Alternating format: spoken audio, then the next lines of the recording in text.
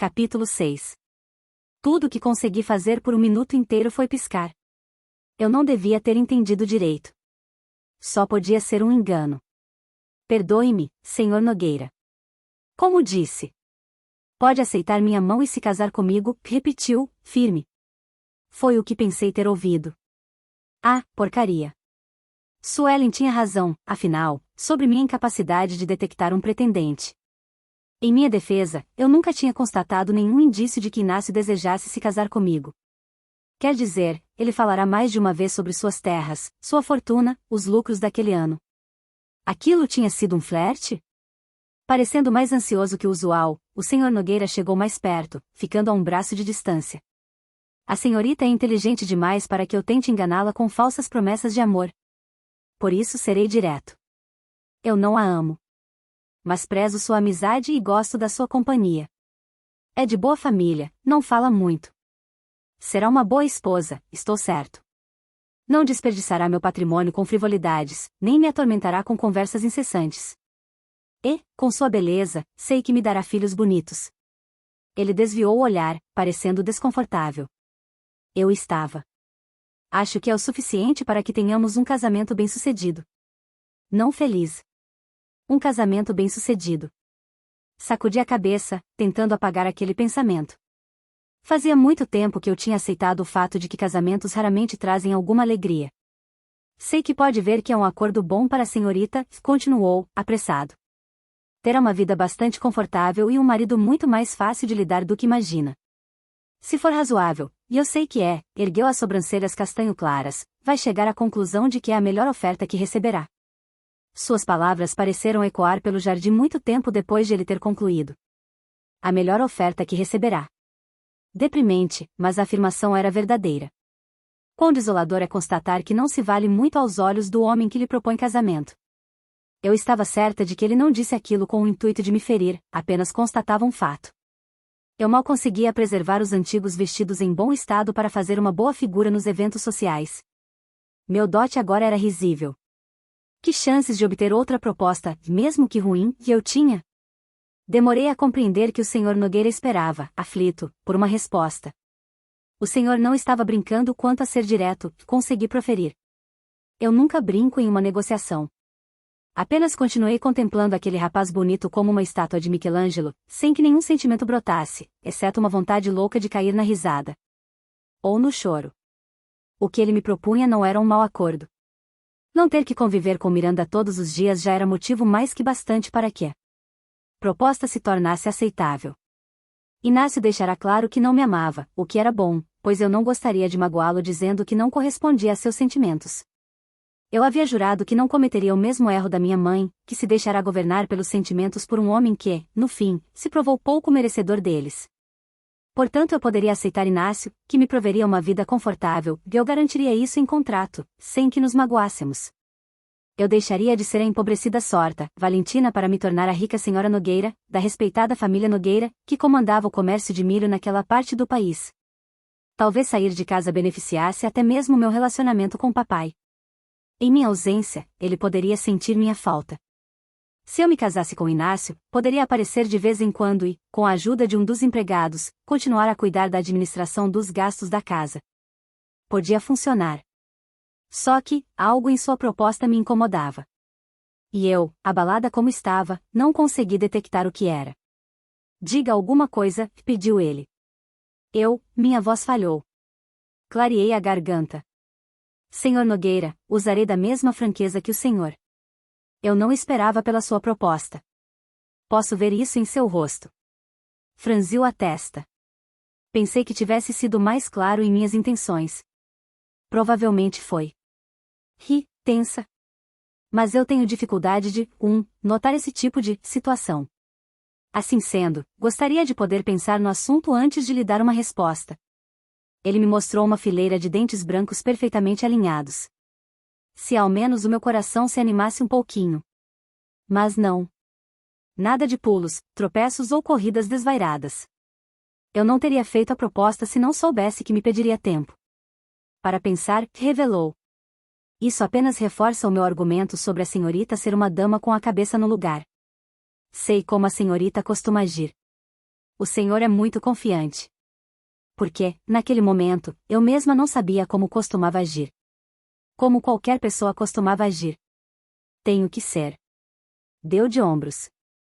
Eu preciso que seja minha esposa, sorta, Valentina. Pense no que eu lhe propus. Estou certo de que chegará à conclusão óbvia de que este casamento será tão vantajoso para a senhorita quanto será para mim. E assim, com uma profunda reverência, Inácio desapareceu pela porta envidraçada, sem um beijo nas costas de minha mão. Sem esboçar vontade alguma de me tocar. Sem deixar transparecer nenhum indício de que desejasse me beijar.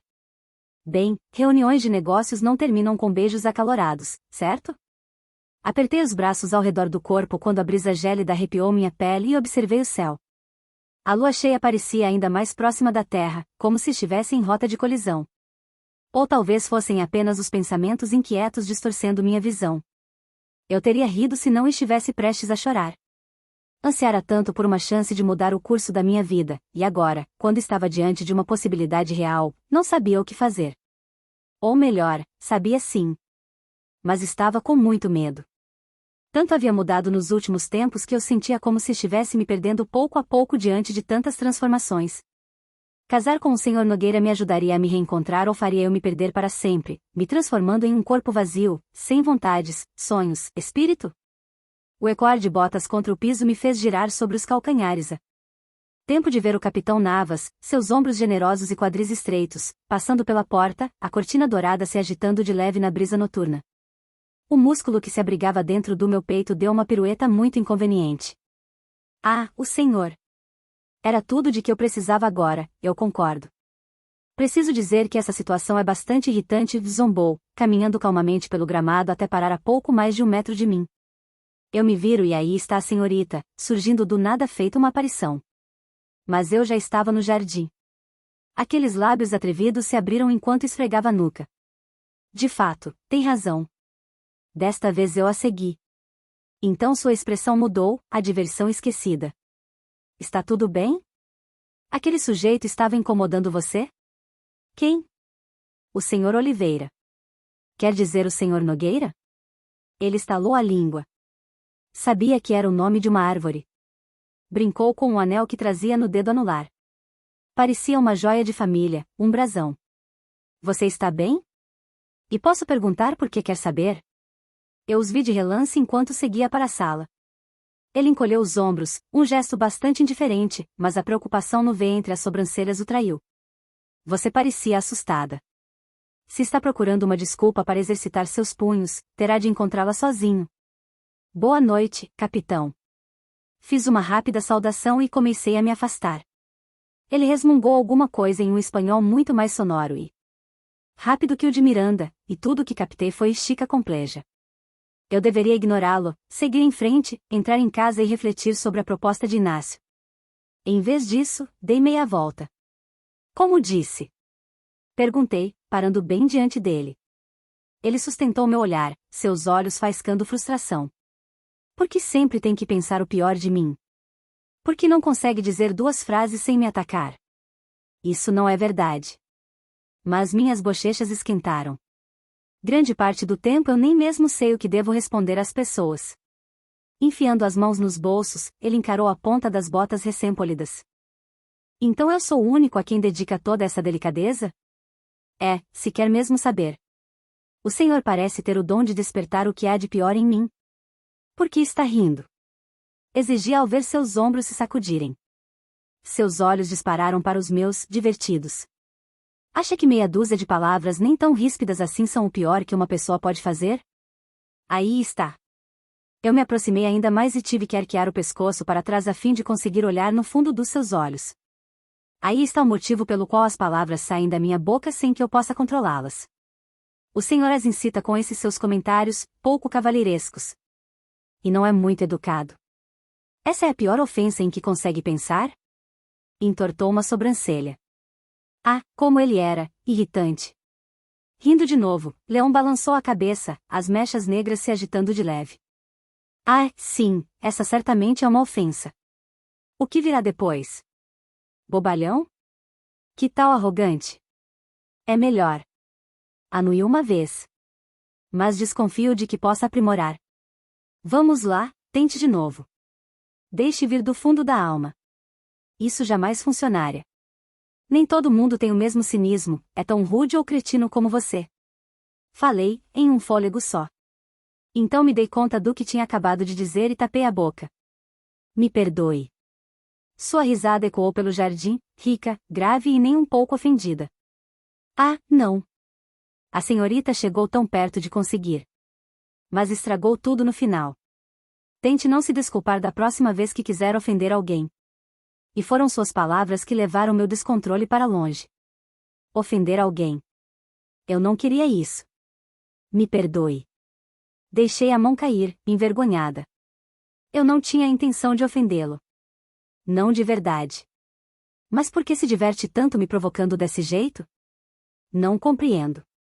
Não sei com que espécie de damas o senhor está acostumado a se relacionar e se toda essa provocação as agrada. Mas posso lhe assegurar que eu não sou como elas.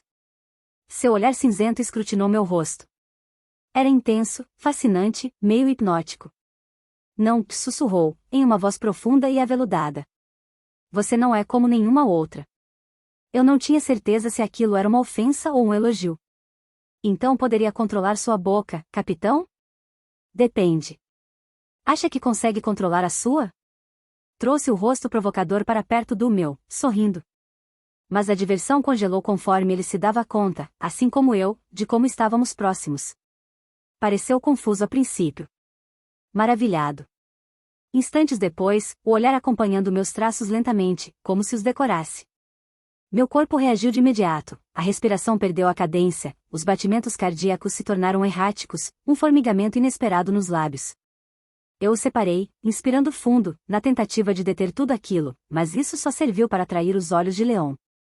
Assisti, fascinada, as suas pupilas se expandirem, engolindo as íris cinzentas, até que mal passassem de um fino anel prateado. Ah, minha nossa! Eu, balbuciei, ciente de que deveria responder alguma coisa, mas meu cérebro parou de funcionar quando aquela voz dentro de mim voltou a sussurrar.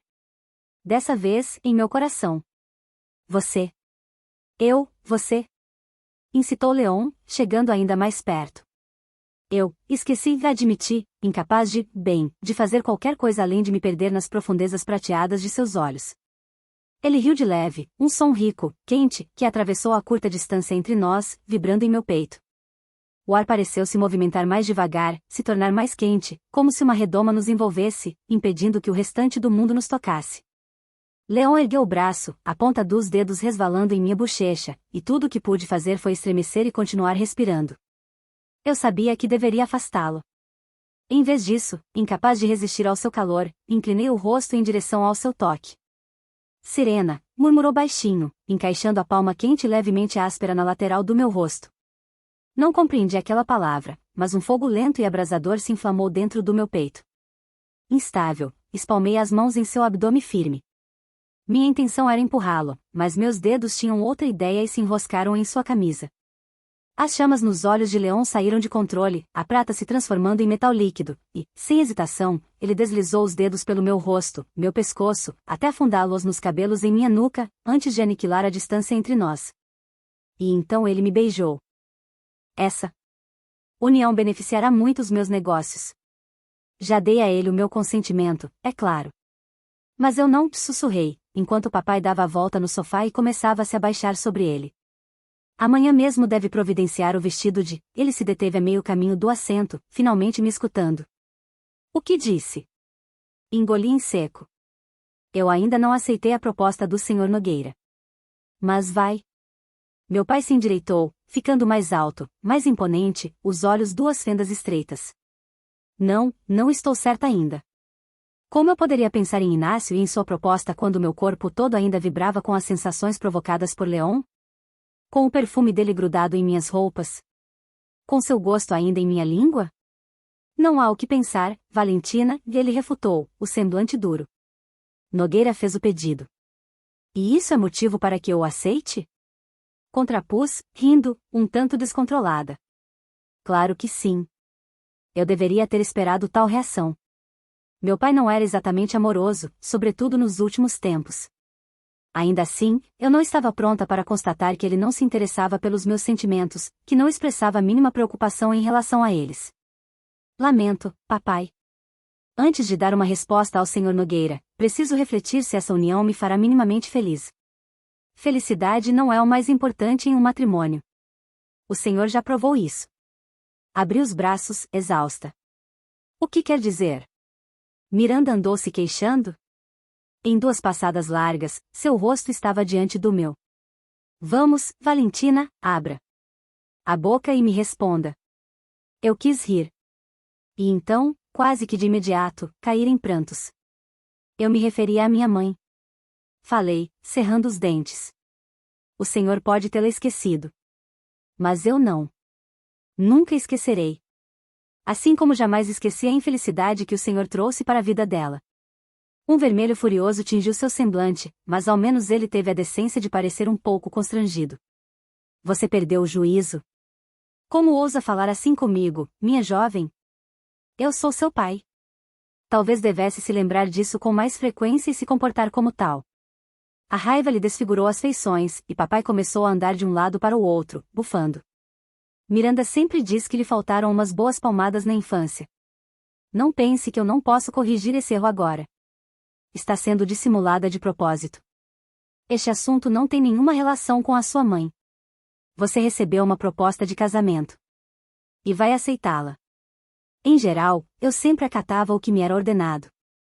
Não briguei quando meu pai me informou sobre a gravidez de Miranda ou sobre o casamento, apenas me tranquei no quarto e chorei. Não discuti nem mesmo quando ela decidiu se mudar e minha vida toda virou do avesso. Era isso que esperavam de mim, o que era esperado de uma boa filha, obediência. Mas eu estava cansada. Estava farta de decidir em minha vida por mim, de meu futuro ser destruído à minha revelia, de me perder em uma submissão oprimida que me levava cada vez mais para o fundo, de onde eu parecia incapaz de escapar. Até aquele instante. Empertiguei os ombros e encarei meu pai. A menos que eu acredite que esse acordo pode me fazer feliz de alguma maneira, não aceitarei o Sr. Nogueira. Detendo-se, ele pressionou a ponte do nariz, inspirando fundo. Valentina, não teste a minha paciência. Vá agora mesmo procurar o Sr. Nogueira e diga que aceita a maldita proposta. Não. Vou tomar minha decisão por mim mesma desta vez, assim como o senhor fez ao se casar com Miranda sem me consultar. Isso só diz respeito a mim. É mesmo? Ironizou. E o que pretende fazer se não aceitar o Nogueira? Prefere passar a vida como uma solteirona, aquela que todos menosprezam? Ir aos bailes e ser relegada ao canto das enjeitadas? Condenar nossa família à desgraça de ser apontada por toda a sociedade? Apesar de suas palavras me doerem, não me permiti sequer piscar, sustentando a postura. Não foi tão difícil. Eu tinha feito aquilo muitas vezes nos últimos anos. Depois que eu morrer, ele continuou, o olhar furioso no meu, para onde você irá? Vai viver com o seu irmão quando ele crescer, como uma hóspede permanente e indesejada? Ou pretende jogar nosso bom nome na lama de uma vez por todas e se tornar governanta na casa de alguma família, a troco de um salário risível? É isso que quer? É com isso que sonha? A raiva que eu conservava sob controle durante todos aqueles anos começou a fervilhar, até que não aguentei a pressão e explodi. Nenhuma dessas coisas me amedronta, papai. Empinei o queixo.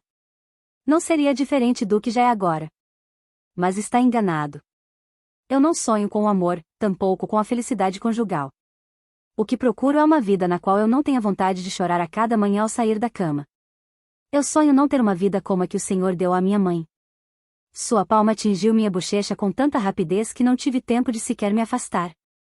Levei a mão ao rosto, agora abrasado, encarando-o, bestificada. Era a primeira vez que ele me batia. A bofetada doía, mas muito mais no coração e na alma que na face. Parecendo recobrar o controle, papai me encarou, assustado, recuando até bater as costas na poltrona. Buscou apoio no encosto. Não posso permitir que estrague o seu futuro, murmurou, arrependido. Então, como sempre, se recompôs e retornou à fachada áspera. Você vai se casar com o Sr. Nogueira de uma maneira ou de outra. Eu o convidei para a caçada de amanhã. Deve falar com ele. Você terminará o dia noiva, Valentina. A porta se abriu de supetão. Suelen se ateve sob o batente, avaliando a cena. Pareceu sem graça pela intromissão, mas não conseguiu disfarçar a preocupação por mim. Tio Walter, me perdoe. Começou, mas os olhos estavam em minha bochecha em brasa, pensei ter ouvido Valentina me chamar. Não se preocupe. Nós já terminamos. Conservando a vista longe de mim, meu pai deixou a biblioteca, passando por Suelen tão apressado que as saias dela farfalharam. Minha prima encostou à porta enquanto eu me virava, trêmula, buscando apoio na estante. Você está bem? Perguntou, tocando meu ombro. Tudo o que pude fazer foi sacudir a cabeça, o que só aumentou sua preocupação. Valentina, o que aconteceu? Abri a boca para contar a ela, mas um soluço dolorido me escapou. Meu último fiapo de controle se esvaiu, e outros soluços se seguiram. Girei sobre os calcanhares e me lancei contra ela. Valentina! Exclamou, angustiada. O que aconteceu com você? As lágrimas desciam pela minha bochecha e empapavam a manga de seu vestido verde claro, mas ela não pareceu se importar. Eu não estava certa de por que chorava. Se pela constatação de que era uma visita inconveniente em minha própria casa, se pelas palavras duras e frias do meu pai, pelo tapa ou pela descoberta de que mamãe tinha sido apagada completamente de sua memória. Ao contrário do que meu pai pensava, o futuro não me intimidava. Nem um pouco. Era o presente que me aterrorizava. E minha única saída parecia ser me casar com um homem de quem eu não sabia quase nada, exceto que ele adorava ouvir a própria voz. Eu precisava de tempo para pensar no que faria, mas, no fundo, sabia que estava apenas me enganando. Não me restava alternativa. Não realmente. Até mesmo a dignidade de fazer uma escolha me tinha sido tirada. Não tinha me restado nada,